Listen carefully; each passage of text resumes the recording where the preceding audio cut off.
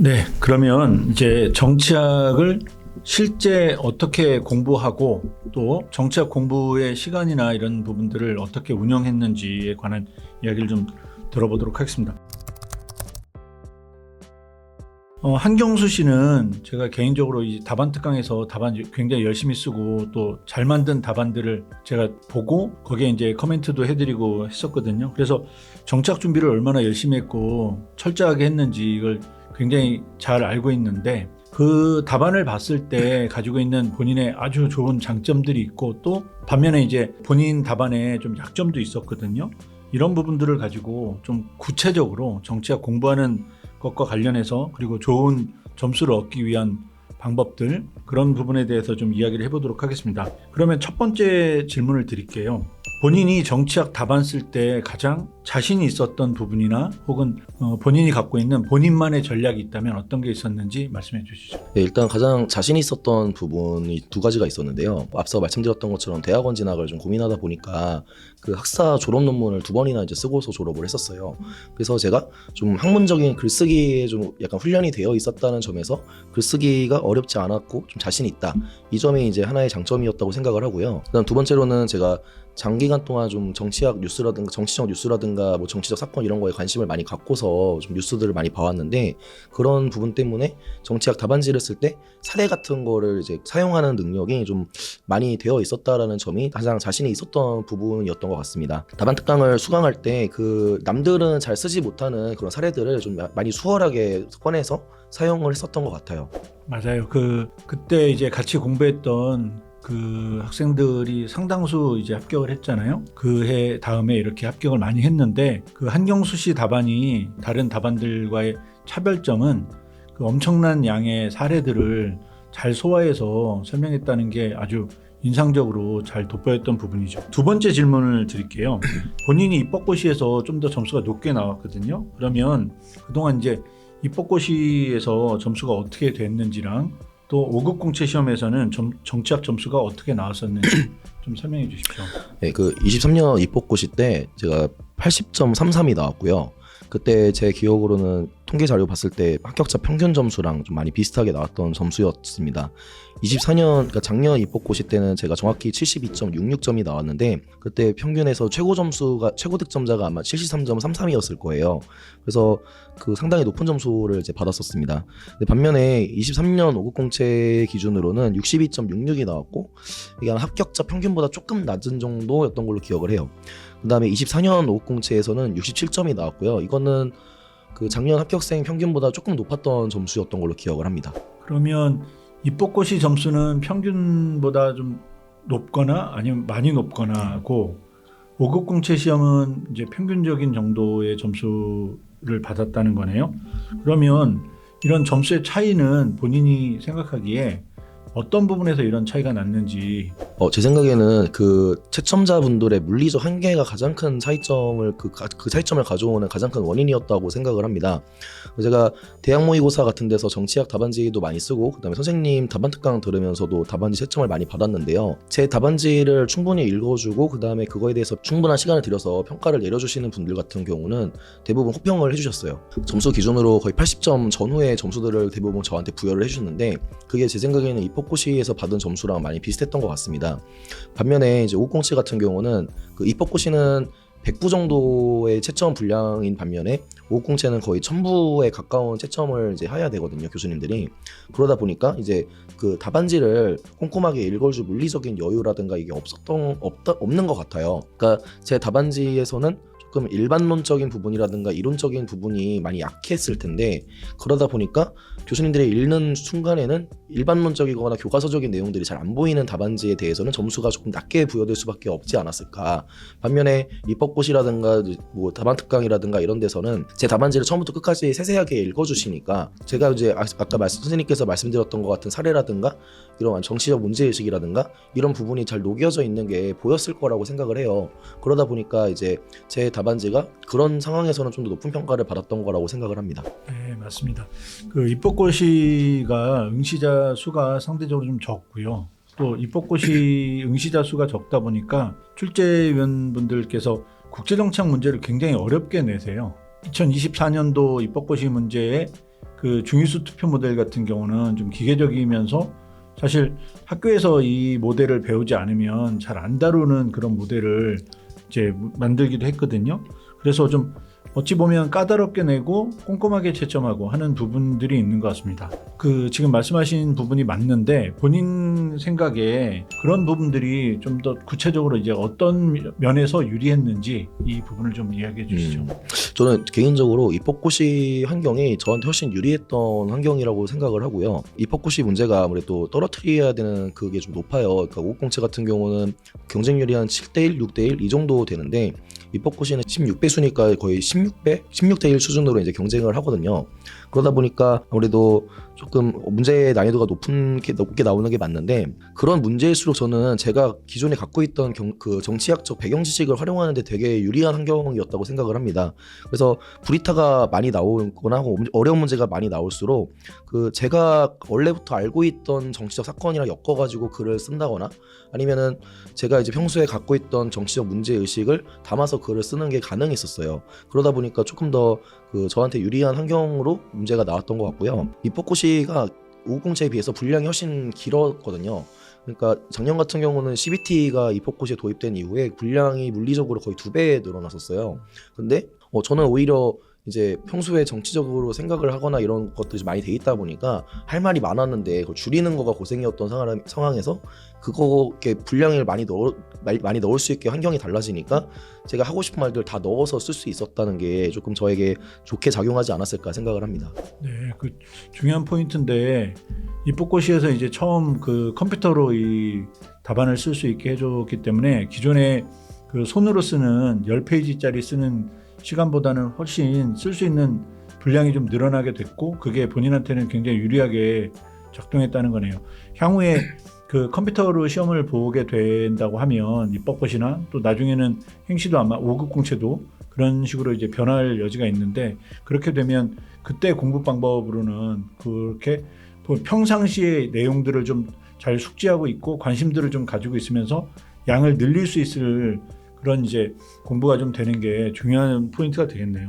제 5번째 질문은 제가 기억하기에 그 한경수 합격자의 답안에 어디서 이런 걸 찾았을까 싶은 굉장히 특이한 혹은 구체적인 사례들이 많이 있었거든요. 다른 비교 정치 국가 사례라든가 이런 것들이 있었는데 혹시 그런 사례들이 정치학을 전공하는 사람들도 이렇게 찾기 쉽지 않은데 그런 사례들을 좀 특별히 잘 가지고 있게 된 계기가 있다면 그게 어떤 계기이고 또 그런 사례가 아까 얘기했지만 꼼꼼하게 읽는 분들한테는 틀림없이 강점이 될 수 있었을 것 같은데 혹시 그게 시험에서 좀 어떻게 이제 장점으로 잘 나타나든가 하는 부분이 좀 개인적으로 궁금하네요. 네, 일단은 제가 그렇게 좀 구체적이고 좀 특이하다면 특이한 사례들을 많이 가질 수 있었던 게요. 어릴 때부터 일단은 역사를 굉장히 좋아했습니다. 그래서 역사책이라든가 뭐 세계사 책 이런 걸 진짜 많이 읽어서 좀 자연스럽게 좀 축적된 게 있었고요. 그 학교 다니면서도 그러한 책이나 논문 같은 경우들을 계속 꾸준히 읽어왔었어요. 그리고 정치학 공부를 이제 오공채 시험에 진입을 해서 정치학 공부를 시작한 이후에도 공부하다가 힘들면은 취미처럼 역사책이라든가 아니면은 그런 논문들을 좀 계속 읽었었습니다. 그래서 저는 분명히 쉬는 중인데 공부가 좀 자연스럽게 되는 좀 그런 과정도 있었고요. 학교를 다닐 때도 그 스페인어과 교수님이랑 중남미 세미나를 같이 하기도 했었어요. 그래서 미국 공부를 할 때 원래 이제 IR을 좀 전공하려고 하다 보니까 관련된 이제 분야의 공부들도 좀 계속해서 많이 했었죠. 그러다 보니까 좀 자연스럽게 정치학에 사용될 사례들이 계속 누적돼 왔던 것 같습니다. 이거가 실제 시험에서 좀 장점으로 작용했느냐라고 하면요, 저는 좀 장점으로 작용했던 것 같아요. 두 가지 장점이 있었는데요. 정치학이라는 게 사실은 대부분 이론을 쓰는 거는 거의 다 비슷하고 어떤 대형강에서 가르쳐주는 사례들이 주로 나오기 때문에 답안지를 좀 돋보이게 만드는 그런 차별점이 많이 부족하거든요. 그래서 저는 이 사례 같은 경우가 남들은 모르지만 임팩트 있는 사례들을 좀 꺼내서 쓸 수가 있었기 때문에 답안을 차별하는 데 굉장히 큰 장점이 있었다고 생각을 합니다. 그리고 두 번째 장점은 분량을 늘리기가 굉장히 좋았어요. 그러니까 이론적인 내용을 쓰다가 한 반 페이지 정도 혹은 3분의 1페이지 정도를 내가 더 쓰면 좋겠다고 싶을 때 어디선가 또 머릿속을 이제 뒤적뒤적 하다 보면은 사례가 항상 있었거든요. 그래서 그래서 그런 사례들로 이론은 이렇게 얘기를 했는데 실제 현실에서도 이런 사례들이 있다. 이렇게 작성을 하면은 분량이 또 차는 게 있어가지고 그런 부분들이 실제 시험에서 큰 장점으로 작용을 했었습니다. 굉장히 중요한 부분이시네요. 그게 그 본인이 기존에 공부했던 것들을 배경 지식으로 만들고 그 배경 지식이 좀 넓어져 있기 때문에 그 풍부한 배경 지식을 바탕으로 해서 본인이 이해한 걸 글로 옮길 수 있고 또 거기에 흥미를 가지다 보니까 더 사례가 늘어나고 이렇게 되는 것 같고요. 아마 그 공부하는 분들 대부분이 공감하겠지만 본인이 이해해가지고 그걸 글로 만드는 것과 암기해서 만드는 거에는 확실하게 이제 분량 차이도 나지만 그걸 읽는 사람한테도 정확하게 전달이 되기 때문에 그런 부분에서 굉장히 좋은, 좀 시간이 걸렸지만 좋은 공부 방법이지 않았나 이런 생각이 드네요. 그러면 이제 다음번 질문은, 근데 이제 사례는 굉장히 좋았는데 제 기억으로는 다른 이론을 꼼꼼하게 잘 쓰고 이론을 매우 구체적으로 쓰고, 예를 들면 다른 사람이 이론을 가지고 세 문단을 만들 때 그 한경수 합격자의 답안은 상대적으로 2문단 정도 나오거나 어떤 경우에 좀 짧으면 1문단 정도로 나오는 그런 이제 답안을 만들었었거든요. 그래서 이렇게 좀 짧게 그 구성이 돼 있다 보니까 이런 게 실전에서 이론에 대한 배점이 많을 때는 좀 크게 부담이 됐을 것 같은데, 그런 상황이 됐을 때 이거를 어떻게 해결하려고 했다거나 아니면 그런 상황을 미리 이제 가정하고 시험 준비를 할 때 어떤 자세로 이거를 이제 준비했는지 그 부분을 좀 이야기해 주세요. 예, 일단은 그게 제가 엄청 오랫동안 지적을 받았던 걸로 기억을 합니다. 교수님한테 이제 그 답안 특강을 들을 때 제일 처음 들었던 말씀이 이론이 좀 부족한 것 같다 이 얘기를 들었고, 마지막 답안 특강 때도 이론이 좀 아쉽다 이런 얘기를 계속 하셨어요. 그래서 그 나름대로 이제 극복하려고 좀 노력을 많이 했는데 좀 잘 안 됐습니다. 제가 이렇게 암기를 하거나 외우는 거를 되게 안 좋아하는 성격이다 보니까 그런 부분이 많이 약했었어요. 이제 이거를 저도 알고 있었기 때문에 그 마이너스 되는 부분을 좀 최대한 메꾸려고 또 좀 더 적극적으로 사례랑 그다음에 정치학적 논리적인 완결성을 답안에 갖추자 이렇게 이런 전략을 이제 세웠었습니다.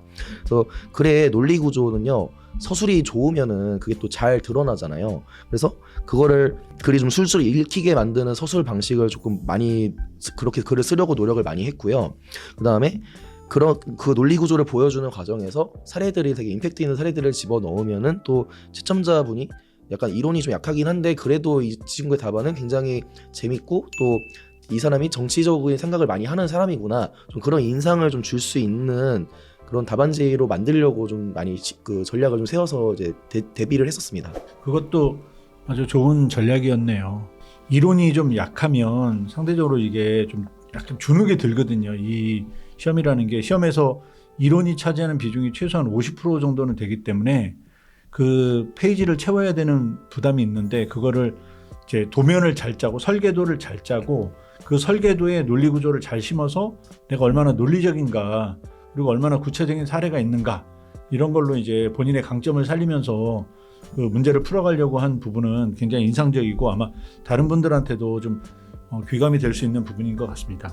그러면 이제 다음 질문은 정치학 2차 시험을 준비하고 있는 분들한테 본인 경험에 비춰서 마지막으로 이제 추천하고 싶은 방안이 있다면 어떤 게 있는지 한 말씀 해주시죠. 그 제 경험상 좀 도움이 많이 됐던 지점이 좀 논문을 좀 많이 읽어보는 거였어요. 그래서 논문을 좀 많이 읽어보시는 게 좋다고 좀 생각을 합니다. 저희가 이제 정치학적 이론을 배우는데 그게 실제 글로 어떻게 옮겨지는지를 배우는 데 있어서는 논문을 읽는 게 상당히 효과가 좀 좋았었어요. 그리고 또 논문에서 제시된 사례들이 좀 학습하는 데 있어서도 굉장히 도움이 많이 됐었습니다. 그 부분을 일단 하나 추천드리고 싶고, 그 다음에 답안 특강을 수강하시려는 계획이 있으시다면은 그 답안 특강에서 나오는 최고 답안을 적극적으로 모방하려고 하시는 게 좀 도움이 많이 될 것 같습니다. 그래서 최고 답안들 같은 경우는 이제 저같이 쓴 최고 답안들도 있겠지만 또 이론의 탄탄함이 진짜 제가 보면서도 감탄하는 분들이 몇 분 계셨어요. 그분들이 실제로 그해 대부분 합격을 하셨거든요. 개인적으로 좀 그분들의 답안지를 읽고 모방하려고 노력을 많이 했었는데, 그런 부분이 좀 그 면접에서 탈락한 23년과 최종 합격한 24년을 좀 가르는 게 그게 좀 되지 않았었나 그렇게 생각을 좀 합니다. 네, 맞아요. 좋은 지적이시고, 논문은 어떻게 보면 우리가 정치학 교과서를 공부할 때 굉장히 평이한 서술 순서로 공부를 하는데, 그런 것들을 체계적으로 이제 분류해서 어떻게 사고하고 어떻게 글을 쓰며 어떻게 입증하는지 이런 부분들을 보여주기 때문에 생각을 좀 부분적으로 이제 나눠서 생각하기도 하고 좀 종합적으로 생각하기도 하고 좀 더 체계적으로 생각하게 만들어준다는 점에서 굉장히 좋은 학습법인데, 사실 정치학에서 그 시간을 좀 잘 만들기가 좀 어려운 것도 사실이죠. 그래서 그런 걸 틈틈이 해서 논리를 키워가는 부분도 굉장히 중요한 것 같고요. 그리고 답안 특강 때 그 한경수 합격생이 최고 답안 많이 만들고 했을 때 그 같이 이제 만들었던 합격자분들, 그러니까 그에 대부분 다 붙었는데 그 분들 답안 중에는 정말 요약을 너무너무 잘해서 이론을 이렇게 정리할 수 있겠구나 하게끔 만들어준 아주 좋은 답안들이 있어서 그게 전반적으로 다른 같이 공부하는 사람들을 막 끌어올려가지고 그때 저 개인적으로도 되게 인상적이었는데 한 25명 뭐 안팎 정도가 수업을 들었는데 그중에 답안 특강에 맨투맨 하는 학생들만 12명이 붙었으니까 굉장히 성과도 좋았고, 그리고 다 같이 이게 에너지를 잘 모아가지고 시너지를 잘 냈던 그런 해였던 것 같습니다.